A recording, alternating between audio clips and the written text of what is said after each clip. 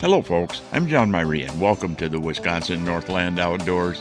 On this week's show, we have reports and tips for you from Ken down at Hayward Bait and Bottle, and then we talk walleye fishing with walleye tournament pro Keith Kavajecz, and then lastly, some fall turnover tips from fishing guide Steve Genson. Lots to cover on this week's show, all coming up right after these messages. Find your perfect Can-Am ATV or side-by-side at Hayward Power Sports. The all-new 2023 Can-Am Outlander ATVs were redesigned with the rider in mind for unmatched fun and value. Hit the woods or trails with models starting at $5,999. Plus, for a limited time, take advantage of a $500 rebate or 2.99% financing on select models. Looking for a side-by-side? The Can-Am Defender is the perfect utility side-by-side that's extra tough on the worksite, the ranch, or wherever you need to get the job done. Feel the adrenaline surge in the high-performance Can-Am Maverick, or get the best of work and play with the ultimate crossover, the Can-Am Commander. Claim the side-by-sides that fit your needs today and enjoy financing as low as 1.99% for 36 months on select models. Make every hunt a success, every trail ride an excitement-filled adventure, and make light work of your heavy-duty jobs. All with a brand-new Can-Am off-road vehicle from Hayward Power Sports, just 10 minutes east of Hayward on Highway 77. Offer subject to credit approval. See dealer for details. Riding along in my automobile. Bumping into things unexpectedly? Make your first choice for collision repair. Ernie's Auto Body, featuring the most advanced collision repair facility in Northwest Wisconsin. With a state-of-the-art spray, bake down, draft paint booth for that better-than-new finish, laser technology for precision frame alignment, loaner cars available, computerized estimates, written guarantees, and documented unmatched customer service, the clear choice is Ernie's Auto Body, south of Hayward on Highway 63 and Nursery Road, where quality is no accident. Lynn's Custom Meats and Catering welcomes you to stop by for their great lunch menu. And while you're there, Lynn's also has a great selection of custom-cut meats and sausages, as well as many varieties of snack sticks, jerky, fresh cheese curds, and much more. Lynn's is open Mondays through Fridays from 9 to 5:30 and 9 to 4 on Saturdays. Lynn's Custom Meats and Catering in Hayward.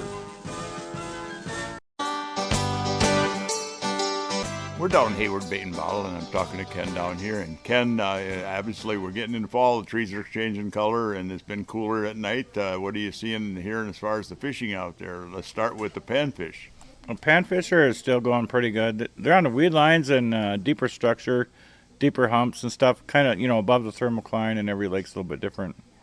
And I've been doing pretty good with plastics, and most of the people I'm talking to are still using the plastics, not necessarily minnows, but they will bite on the minnows too. No, plastics is your best option now because you can cover a lot of water without putting on a new minnow every time you want to stop and check and see if the fish are active. How about the walleyes out there? Are you hearing anything there? Jig and walleye suckers have been probably the best that I've heard so far. There's still guys cranking and trolling, doing pretty well. Yeah, trolling, well, that'll hold up the rest of fall, I think. But guys can try trolling lead core a little bit later.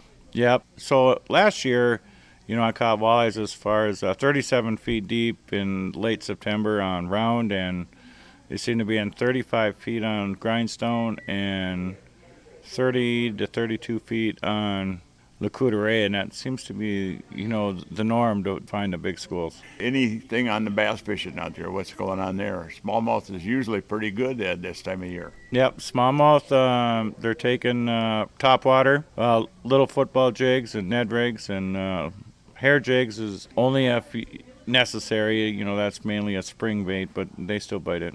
And I get in September, I like to use very large sucker minnows, actually, on them, 5-inch, maybe even 6-inch minnows. Yeah, once that water temp gets 62, 63 and under, you can go with big suckers, even, 4 or 5 inches, and catch the biggest smallmouth of the year. And one thing I'll kind of remind people out there, if you do go that way with the suckers, use them on the jigs, because if you just use them on a single hook or a rig type thing, you wind up hooking the fish really deep sometimes, and the jig usually hook them farther out in the mouth where they're pretty easy to release. Yep, and then, when you catch a fish really deep, if you bring them up really fast, their air bladder expands to the point sometimes it can come right out of their mouth. So what you can do is, you can hold that fish by putting a weight clip on their fin, keep them upright for a few hours, and then, release them once the air bladder releases, or you can fizz them. Well, then there's also fish descending tools. I know they're using them a lot nowadays down in the ocean and the Gulf. They're just a weight you clip on the fish and put them back down where they were. But the best thing is that I tell people, if you're fishing walleyes and you're out in 40, 50 feet of water or whatever depth of water, once you go beyond about 30 feet, if you're catching a bunch of small undersized fish, get out of there. Don't keep catching them and throwing back the little ones hoping you're going to get a big one, because there probably ain't very many big ones in that school. Well, as an example, I caught like probably a 9-pound walleye.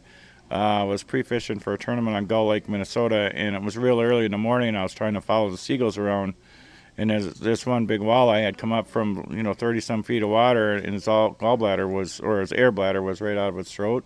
Put it in a live well, and 3 hours later I released it, and it was totally fine. How about muskie and pike fishing? Are you hearing much there? Usually right now we're getting into the muskie stuff pretty good. On the weed lines, even on the flowage, all the bait is up on top of the weeds, and so you would think that the muskies would be really close. They're where the food is, and that's typical of this time of year. The fish will move shallow before they move back deep again. Yeah, the other day I was out there fishing. I was pitching some thicker grass and caught some 23, 24-inch walleyes. So even the walleyes are up shallow on the flowage still. Yeah, the weeds will start to die off, and then they'll start moving out of them. But, that'll happen here. I imagine there's some guys starting to run suckers already. Yep, they are. You bet. And hunting seasons will be around the corner here. As they're airing this, we're coming right into the hunting seasons for archery deer and for small game. You think you're getting a lot of people coming in, checking stuff out for that, like bows and archery equipment? A lot of archery upgrades and archery repair, putting on new strings. This year is probably a banner acorn year, even though we had a late spring and lack of water. Acorns will be your key on bagging a big one in the next 2 or 3 weeks. Yeah, a lot of acorns out there. I noticed that. And you guys are pretty much geared up for the fall fishing and the fall hunting. I know Jared is out to one of the shows, kind of getting ready for the winter already, but we're not going to talk about that right now. The fall, you guys are pretty much geared up for anything they need for hunting and fishing, right? Yeah, yes, we do. Well, Ken, I want to thank you for taking the time here. Thank you, John. Well, folks, we need to take a break right now and hear from some of the fine sponsors that make this show possible every week. When we come back, we'll be talking to walleye tournament pro Keith Kavajecz about walleye fishing, fishing electronics, and a lot more. So stay tuned. We'll be back right after these messages. Hayward Bait and Bottle is your one-stop for the Hayward area's largest selection of rods, reels, lures, fishing electronics, boating supplies, and much more. Whether you fish for bass, walleyes, panfish, or muskies, at Hayward Bait and Bottle you'll find everything you'll need for a successful season. Check out their huge selection of muskie baits, and again this year, they've expanded their selection of soft plastic bass and walleye baits. In the bottle shop, you'll find a full selection of beer and liquor. Hayward Bait and Bottle is your one-stop sport and bottle shop. The Hayward Lakes Visitors and Convention Bureau in Sawyer County, Wisconsin welcomes you to our Northwoods hometown. No matter the season, no matter the activity, you'll always be surrounded by our great outdoors. What more could you ask for in a vacation destination? Woods, waters, world-class events. Contact us for information on lodging, dining, attractions, events, trail conditions, and more. Order your free vacation guide and start planning your getaway today. Visit us at haywardlakes.com or call 1-800-724-2992. Get the deal of a lifetime on a new Lund from Hayward Power Sports. Truth is, our 2023s arrived late and we missed out on early season sales. So we have a huge inventory of them, but desperately need to make room for the 2024s. It's the perfect storm for incredible deals. From the entry-level Lund Adventure to the awesome Lund Impact XS and everything in between. They're all rigged with Mercury outboards and offered at blowout prices. Get your new Lund at Hayward Power Sports, just 10 minutes east of Hayward on Highway 77. Welcome back to another segment of this week's Wisconsin Northland Outdoors, and this part of the show was brought to you by the Hayward Lakes Visitor and Convention Bureau. For more information on lodging and vacationing here in the Hayward Lakes area, check out their website at haywardlakes.com. Well, folks, when it comes to fishing, walleye is a popular target for a lot of people go after up here. Had a chance the other day to meet up and talk with one of the walleye tournament pros out there, Keith Kavajecz, about walleye fishing, and we talked about walleye fishing, electronics with walleye fishing, and a lot more. I was down at Hayward Bait and Bottle and ran into a guy I haven't seen for quite a while, Keith Kavajecz. Fished a lot. You fished the tournaments. I never got into walleye tournaments, but you were big in a walleye tournament. You still are. Yeah, I started fishing tournaments back in the mid-'80s, actually, so I'm probably 40 years into tournaments now and still going to some. I don't fish all of them anymore. I try and pick and choose a little bit, pick the ones that I think are going to be a good bite, a fun bite. I still like catching fish more than anything, so just a little pick and choose. You know? I know, and then you spent all winter down in Florida, which I sit up here and freeze. You go down there where it's warm. Well, I spend a couple weeks ice fishing, but then, come end of December, I head down to Florida where if you're a walleye fisherman, you know how to read electronics. Saltwater fishing is just unbelievably fun because they're all very aggressive fish. They all want to bite. They're all almost always hungry.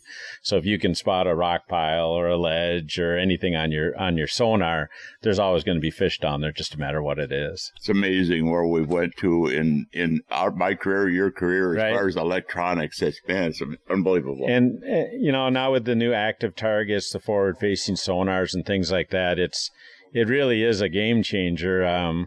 I got a little bit behind the young guys. I mean, they picked it up right away, started using it, figuring out how to change techniques and things like that to go with the forward-facing sonars. But I've spent the last 2 years really catching up, and it just makes things really more enjoyable out there because every time you cast, you're casting towards a fish or something. So the electronics have always been super important for walleye fishing. We led the way on a lot of this stuff, going from flashers to paper graphs to LCRs to GPSs to blotters.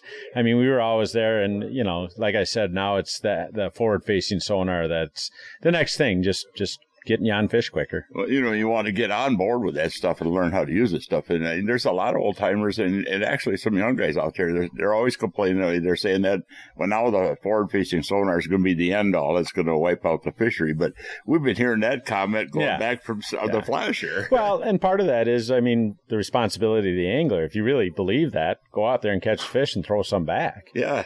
That's just really the fact of the matter. If you're getting that good, you should really be throwing fish back. Nobody needs to keep every fish that they catch. But, I don't know. This morning I went out with Bill Kutka. We were on tons of fish. It's still fishing. The fish, it was flat calm out. They just didn't want to bite.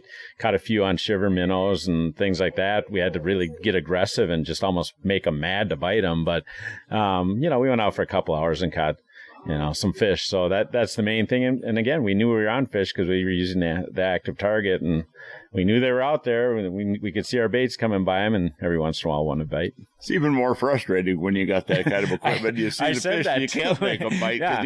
We haven't got anything yet that'll open their mouth and shove something in there. No, there's no excuses now. I mean, literally, the fish are there. So it really, to me, again, we only had a short period of time to fish this morning, and we knew we were on fish, and that makes it fun. When you're just kind of randomly casting to what you think might be a good spot, then you don't know if the fish aren't there, if it's you or a bait or what it is. So it can make it fun, but also frustrating because there they are right there. Well, when it comes to all the advances and the equipment we've got, I always maintain, I said, it's not an issue. We should outlaw this or outlaw that. It comes down to two things, angler ethics and good regulations. Mm-hmm. Yeah, no doubt. I still claim that, like I said, I started tournament fishing back in the 80s. I still claim we have the best walleye fishing right now in general than we have the whole period.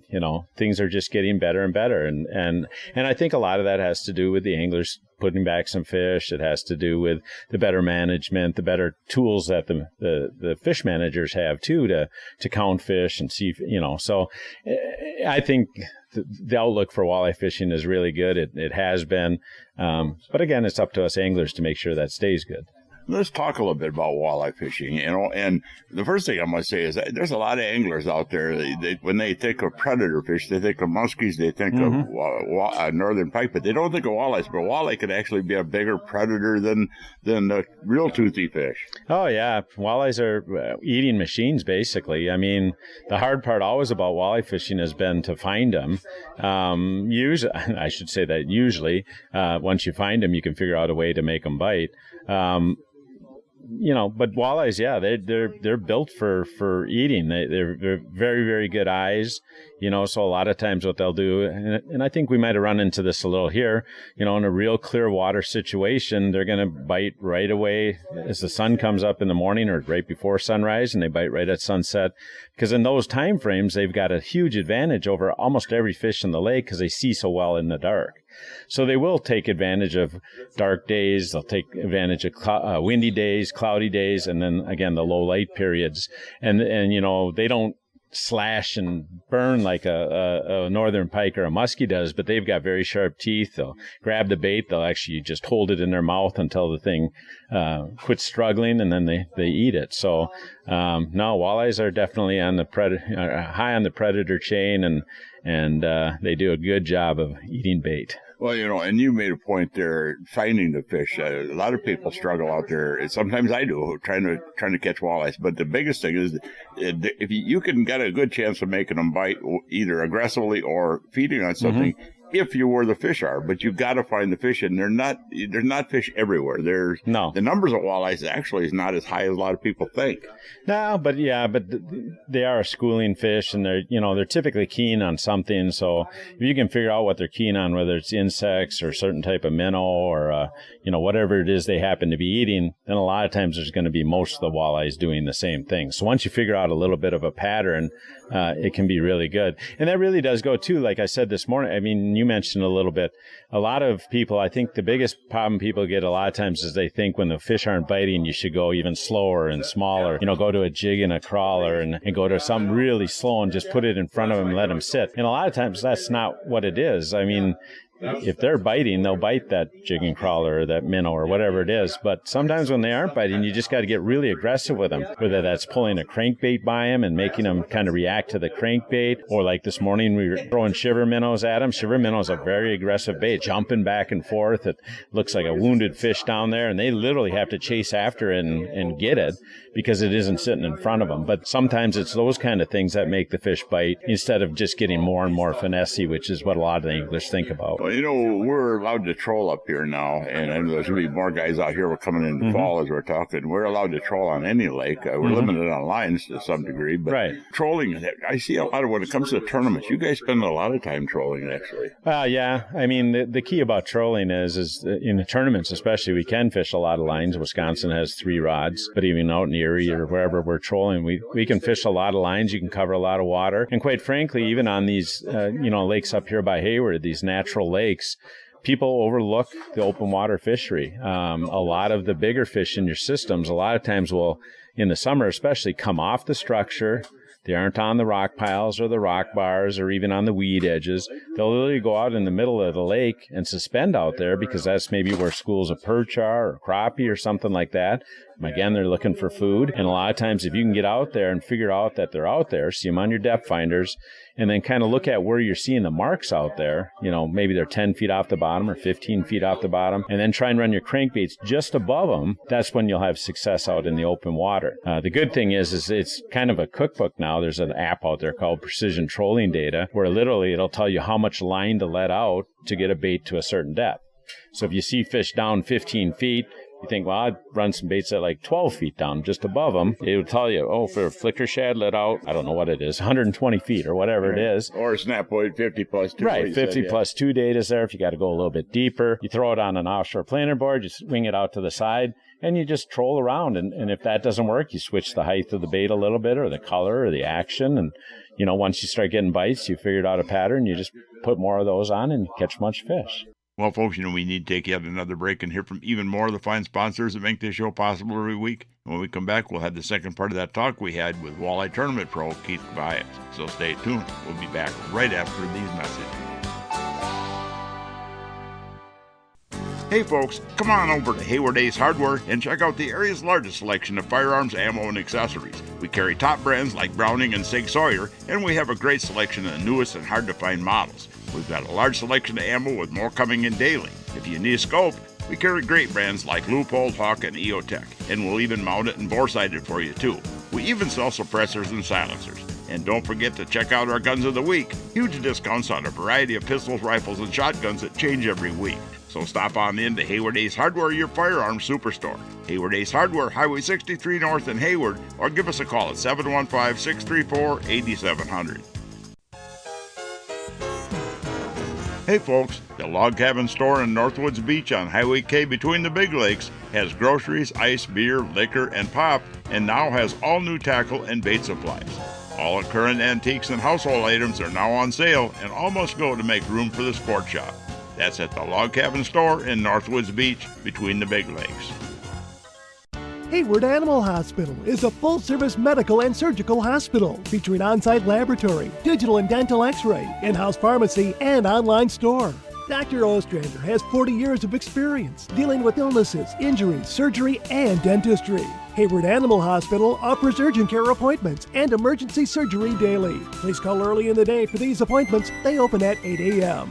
Hayward Animal Hospital is located 1 mile east of Hayward on Highway B. Call 715-634-8971. If you'd like to have your time fishing be more enjoyable and productive, hiring a fishing guide can be a good investment.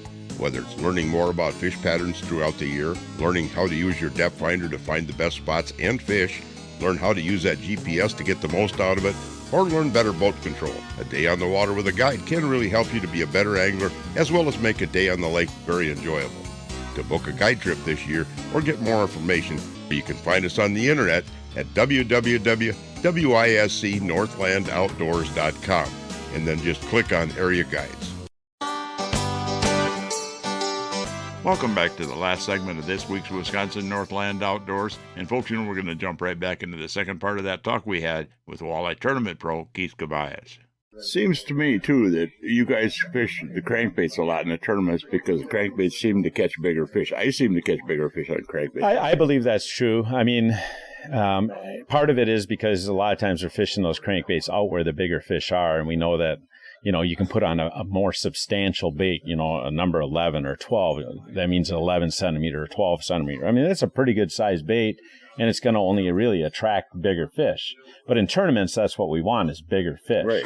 But in general, I think even for, you know, run a flicker shad on some rock bars and things like, I mean, in general, crankbaits are going to catch your biggest fish. I think, again, because it's not really an eating bite for a crankbait, it's more of a reactionary bite. Walleyes are known for their samplers. And so a lot of times what will happen is when a bait is moving fairly quickly by them, like a crankbait or a shiver minnow or something like that that's moving fast, they want to get it in their mouth and taste it. And then if they don't like it, they just spit it out. Well, if you got treble hooks on there, it makes it a little harder to spit out. So that's just how a walleye does it. They don't, you know, sampling, putting things in their mouth. Even when you're jig fishing, a lot of times they'll suck the bait in, and then if they smell your scent on the bait or something, they just blow it back out. That's why you have to set the hook so fast when you're jigging. They just hold things in their mouth. Whereas like a northern, they want to just slash it and beat it up. A muskie wants to slash it, beat it up, swallow it down. That's not how a walleye works. So if you keep that in mind, crankbaits can be that triggering factor, you know, just more aggressive.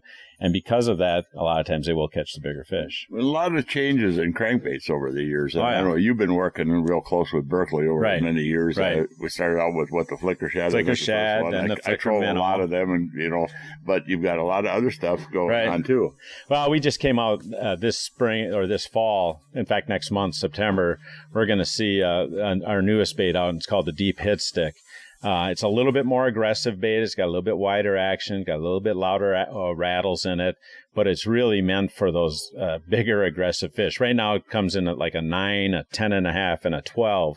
So like if you take trips out to Lake Erie, that 12, we've tested a lot out there. It's just unbelievably good out there. I mean, we only had prototypes, which a lot of times are like printed on a 3D printer and things. So we'd literally take them out there and catch so many fish they would just break apart because they're on this 3D printer. Wow. Now that we've got the production ones done, I mean, it's just a great bait. But Around here, maybe the 9 is a better thing. If you don't have the big fish like you have in here, you go down just a little bit of size, but you still have aggressiveness in there, like we talked about, that can trigger these fish to bite when maybe they don't want to bite. Well, with a wide selection, look at the Berkeley lineup. You got the flicker shads and the flicker minnows and jointed there's a whole bunch, flicker not shads. to mention the bass baits and stuff they got. Yeah.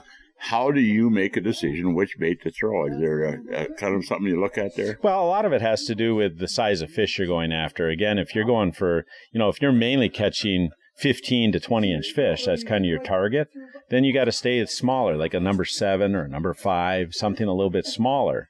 If you're going for big fish like Lake Erie fish, or you get over by Green Bay by me, or, there's a lot of big fish around too, then you might go up to a 9 or a 10 or a 12 centimeter bait, just because those bigger fish want they only want to eat once instead of eating a bunch of little times. The other thing you can consider, and I wouldn't look at it too hard, is matching what's in your system. When I really do that, what I mean by that is, like, if your walleyes mainly eat perch, for example, a lot of people think, I should run a perch bait. But if you have a lot of perch in your system, if they want to eat a perch, they just open up their mouth and they eat a perch. So a lot of times you got to put on like a purple bait or a pink bait or some weird looking bait that gets their attention. Now, if you're in a lake that doesn't have a lot of forage, and the fish are like skinnier than you would think because they don't get enough to eat there, then you should definitely look at, hey, if I've got shad, put on some shad colors. If I've got perch, put on some, fire tigers or some perch kind of colors. If you've got crayfish, put in some red colors. Then you should really start looking at matching the coloration, especially for when you're fishing a lake with not too much forage and the fish look hungry. Well, a lot of great information there. Anything that you might think of you wanted to add to that as far as the walleye tips to people? Again, just use those electronics. They're so good now. And it's not just this active target. It's your regular sonar. It's your side scan. We've been using side scan for a lot of years, and that's a great place to always fish for walleyes is on transitions. So a transition from a rock down to mud, or from sand down to mud, or from weeds to no weeds. And you can see all of that on your side scans and actually punch them in and save important areas like that. Because I think it's kind of like deer almost. They like traveling at certain places, and those transitions are a place that walleyes like to travel along. So even if you don't mark fish there necessarily, if you just find a good-looking area, rock to mud is a particularly good area, and you fish that, the odds of them concentrating there goes way up. So your electronics give you so many views now, down scan, side scan, forward scan, that you can look around a lake and actually figure out where fish are. You don't know exactly what they are. They could be perch or, suckers or anything, but at least you're on fish, and then just, look at the techniques you use. Start out at pretty aggressive. If they bite, go more aggressive. If they aren't biting, think about like a shiver minnow. So get really aggressive, or you can slow down and try that too. So, it's still fishing. Just those electronics are just so important for making sure you're on something to catch, and then figure out how to catch them. Boy, I'll tell you what, that's a tremendous amount of great information there. I want to thank you for taking the time here on our show here. Glad to do it. Folks, as we wrap up this week's show, we've got some great tips for you on dealing with fall turnover on our lakes from Hayward Area Fishing Guide Steve Genson. Well, Steve, as we get in the fall here, fall turnover is something that always occurs on some of the deeper lakes. And when you're looking at fishing, how do you change your approaches as we start getting in fall and people start worrying, they say, the fishing's going to be tough, it's turnover and stuff? Well, absolutely. Turnover time is definitely a little bit more of a hit or miss time of the year, but there's definitely things you can do to increase your odds. One thing that people need to realize, John, is not all lakes turn over the same day, same time. A bigger lake is definitely going to turn over later and slower than a smaller lake. So early in the turnover process, you'll see a lot of those smaller lakes start before the big lakes do. So I'll concentrate my efforts on those deeper, clear lakes until they begin to turn. And then oftentimes when they're beginning to turn, those smaller lakes have already completed the process, and we can make a jump back onto a little bit different body of water and get back on some action. When you get and you're forced to looking at the turnover going on in a lake, where do you start looking on those lakes? Well, turnover always, you see a real good movement pre-turnover of fish moving very shallow. The fish move up in some of the very thick weeds. They'll get up on shoreline structure. It's the one time of year where pounding the shoreline can definitely be an advantage, and that's something that I don't do a lot of times, during the other times of the year. Well, folks, we're about out of time for this week's show. I'd like to remind everyone out there that if you miss a show, go to our website at wnoradio.com.